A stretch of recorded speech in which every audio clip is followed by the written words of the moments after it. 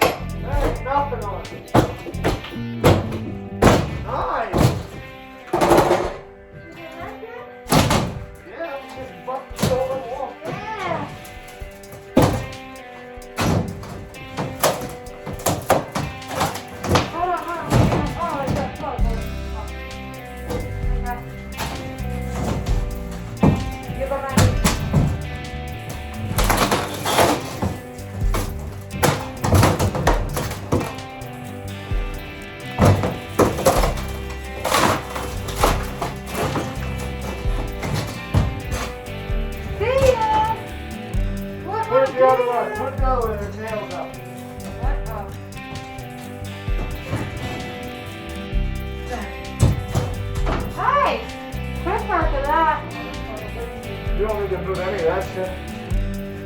Do we have to take this off? Yeah. You gotta get to the stud.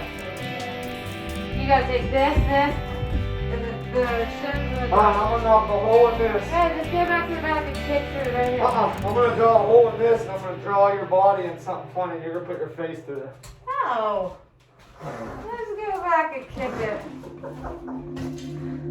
Where do you want me? Just kick right in the middle where it's already got there's an actual wood strip.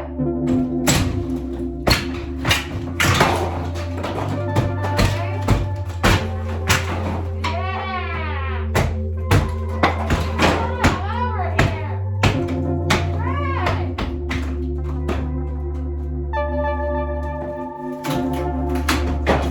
No, hold on, let me get completely out of here. Yeah, nailed it and everything.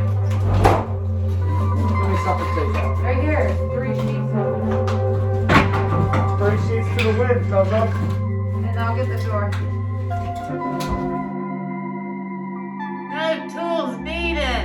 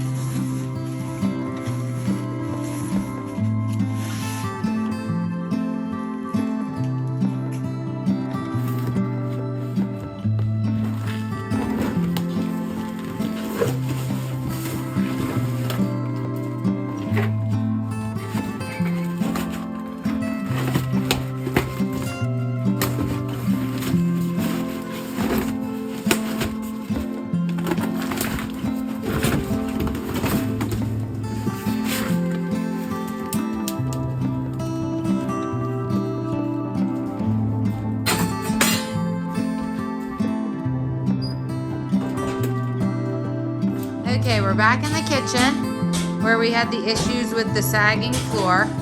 We've completely exposed the wall, so we're able to jack it back up. We also found a ramp from the hallway. So what we thought was a major sag is actually a step down. And we figured out what the main problem is. Trey went ahead and removed all the little beadboard ceiling that was down here so we could expose what was going on. And when we did, we found that they cut out of their double support beam that runs the length of the whole entire house. They cut a nice little pathway for their heating vent.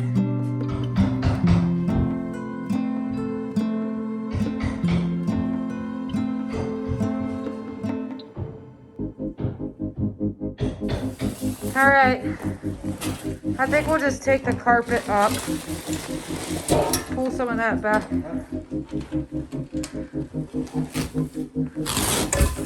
Okay, padding. Ooh. Nice. Ooh. Jackpot. Wow.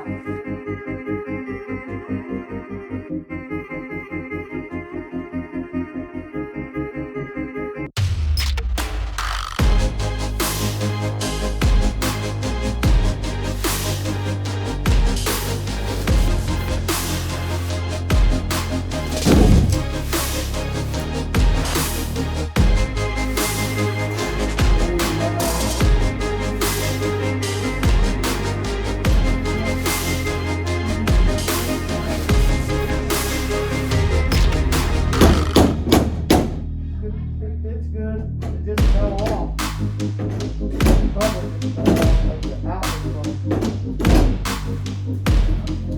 Oh, God.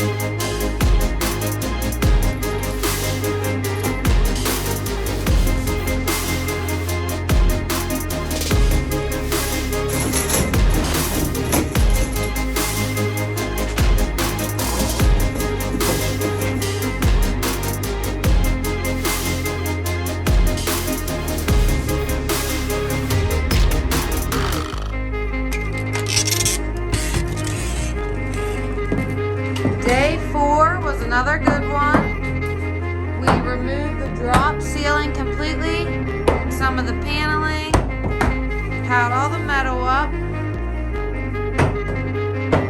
We still haven't done nothing to that room.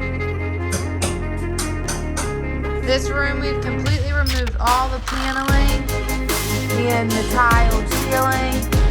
And once we get rid of the carpet, we'll be ready for drywall.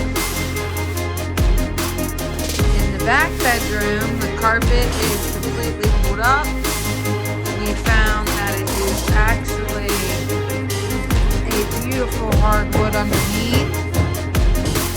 The sagging wall has been completely exposed, and we found the issue downstairs